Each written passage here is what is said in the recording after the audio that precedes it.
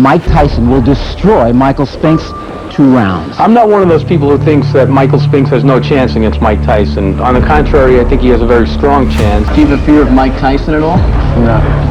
Tyson's going to be right in front of you. How are you going to deal with that? I'll deal with it. In June 1988, 2 undefeated boxers fought. Mike Tyson, the undisputed world heavyweight champion and best boxer regardless of weight class, and Michael Spinks, the light heavyweight and heavyweight world champion. But Tyson walks right through it. Tyson showing no fear, no respect. Since the first fight between Muhammad Ali and Joe Frazier, for the first time, 2 undefeated world champions, former and current, faced each other in the ring. This fight was called the Once and For All. It was the most important event in boxing at the time, with the World Heavyweight Absolute Champion title, the vacant title of the ring, the title of line champion, the WBC name belt, and the title of the strongest boxer in the heavyweight division on the line. Essentially, 2 undefeated boxers were challenging for the title of the best boxer on the planet. One of them had to lose for the first time in their careers. The fight took place, but no one expected to see this. I think that there's really not that much difference in skills between the 2 fighters, and I also believe that Michael Spinks hits hard enough to hurt Mike Tyson and possibly knock him out. So on that basis, I'm going to go with Michael Spinks to knock out Tyson around the 10th or 11th round. Both boxers do not need much of an introduction, especially Mike Tyson. But it's still worth saying a few words about them. Iron Mike was at the peak of his form at the time. He was knocking out all his opponents and did it very effectively. Thomas in trouble again, and now Tyson moves in for the kill. 2 uppercuts in the left hand. Thomas trying to hold on. Serious trouble, and down he goes. Tyson, who was just 21, had already won every title imaginable and unimaginable, becoming the youngest world champion in the history of boxing. His record before his fight with Spinks was 34 wins and no losses.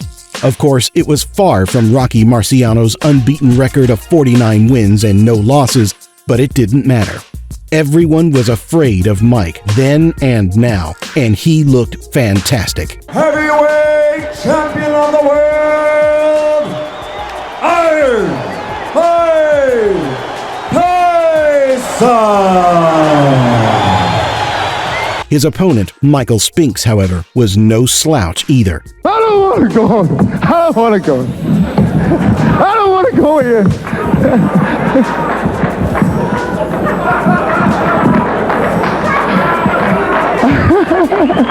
He had not lost a single fight of his career either, winning 31 of them, 21 of them by knockout. Good right hand by Spinks. And Cooney is hurt. Cooney is hurt.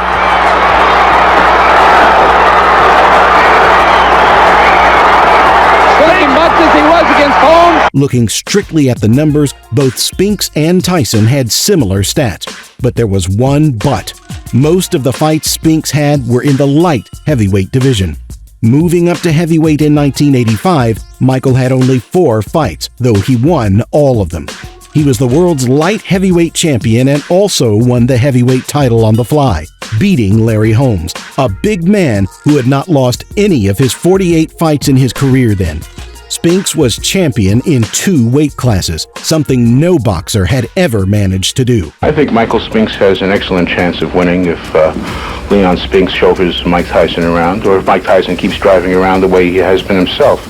Other than that, if an earthquake couldn't stop him in Tokyo, I don't think there's much talent in the human race that's going to stop Mike Tyson. I mean, I'm losing. I don't want to lose. And I have a fear of losing. Tyson will catch him, he will hurt him, he will finish him very quickly. Frankly, it's a mismatch. Anyway, you can imagine the excitement. 2 undefeated champions had to put on a real show. This fight was expected like rain in the desert. Tyson was the favorite, and the odds on him were 3.5 to 1. But some experts recognized Michael Spinks as so-called the champion of the people because he had never been beaten before and, like Tyson, had beaten the former perennial king of the superweights, Larry Holmes. My objective is to knock him out. and win in spectacular fashion. It feels good to still have some terror in my life. I mean, something that really frightens me. Spinks hoped to be able to wear Iron Mike down by the late rounds and take over the initiative there. So he insisted on a formula of 15 rounds instead of 12. However, this is how it turned out. Fight starts. Have been in the past. Now watch Tyson jump right into his chest. Spinks was not a very bright or flexible technician, so he could not escape Tyson's brutal attacks. And in a power fight, the former skinny heavyweight had no way to compete with Iron.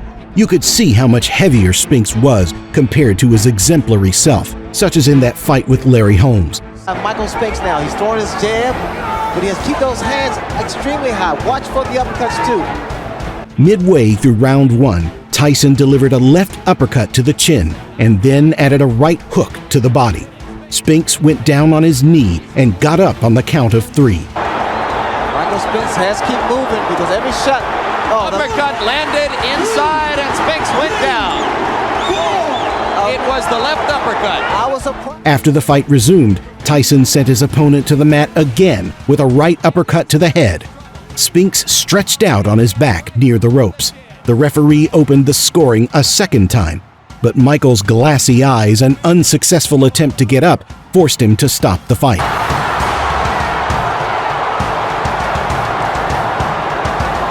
It was the 4th fastest knockout in boxing history, only 91 seconds. It lasted a minute and a half. There's a near riot taking place on the apron in front of us.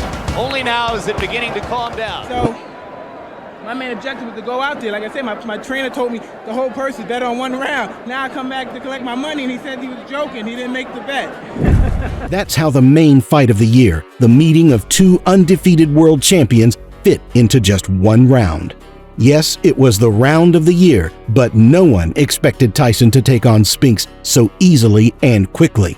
As Larry Merchant put it, Spinks' instincts as a champion and a fighter made him fight and not hide this round. And since he fought, he got knocked out. After the fight, Spinks said, "When he started hitting me, I lost my willpower and forgot my strategy for the fight." Moreover, it seems that Spinks was already mentally prepared for defeat before stepping into the ring, because even before the fight, he had been greatly impressed by Tyson's aggression and ferocity. And yet, even in this defeat, there were positive aspects. Spinks received $13.5 million for the fight, which is, of course, a considerable amount. After this devastating defeat, Michael Spinks hung his gloves on a nail and never stepped into the ring again. He suffered only one very humiliating defeat in his professional career, but it was for this defeat that Spinks received more money than any of his victories. Many consider this fight the peak of Mike Tyson's career. That may be true, but the central fact is that Tyson set a peculiar record. He earned the biggest fee in boxing history at that time, $22 million, and it only took him 91 seconds to do it.